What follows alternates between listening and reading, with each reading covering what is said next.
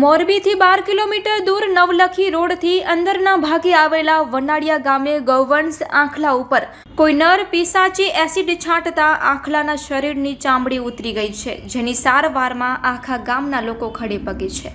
આ અંગે ગામના યુવાને પોલીસમાં અરજી આપી છે। આ બાબતે વાત કરીએ તો આ હડાહડ કળયુગમાં કોઈ ભેંસને રેઢિયાળ રખડતી જોવે છે ત્યારે તેમજ જેને માતાનું પદ આપ્યું છે એવી ગાય માતાઓ અને તેમના વંશજો આંખલાઓને ગમે ત્યાં રખડતા જોઈ શકો છો, પરંતુ જ્યારે આ રેઢિયાળ ઢોરને કોઈ હેરાન કરે ત્યારે જીવદયા પ્રેમીઓના જીવ કકડી ઉઠે છે અને આવો જ બનાવ પ્રકાશમાં આવ્યો છે। વનાડિયા ગામે ગૌવંશ આંખલા ઉપર એસિડ છાંટતા આ આંખલો કણસતું ગામના પાદરમાં આવ્યો હતો। ત્યાં ગામના યુવાનો રોહિત વેલપરા, હિતેશ પાડલિયા, નવીનભાઈ પટેલ, સરપંચ અકબરભાઈ સુમરા સહિતના મોટી સંખ્યામાં ગ્રામજનો ભેગા થઈ ગયા હતા અને આ ગૌવંશ આંખલાની સારવાર શરૂ કરી હતી।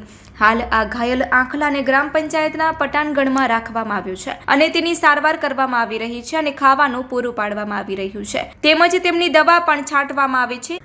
આ નરાધમ કામ કરનારાઓ સામે કડક કાર્યવાહી કરવા ગામના યુવાને રોહિત વિલપરાએ તાલુકા પોલીસ સ્ટેશનમાં અરજી આપી છે।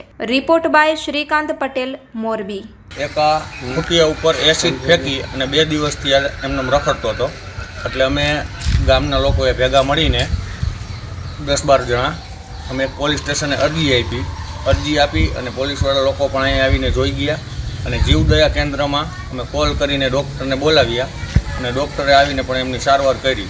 પણ આ બનાવ બીજી વખત ગામમાં ના બને એ માટે અમે આ પોલીસને અરજી કરેલ છે અને જીવદયા કેન્દ્રવાળાને પણ કીધેલ છે અને 1962 આપણે જે મોદી સાહેબની સ્કીમ છે એમાં પણ અમે કેસ દાખલ કરેલ છે અને વધુ જરૂર પડશે તો અમે હજી આ કેસ આગળ પણ કરવાના છીએ।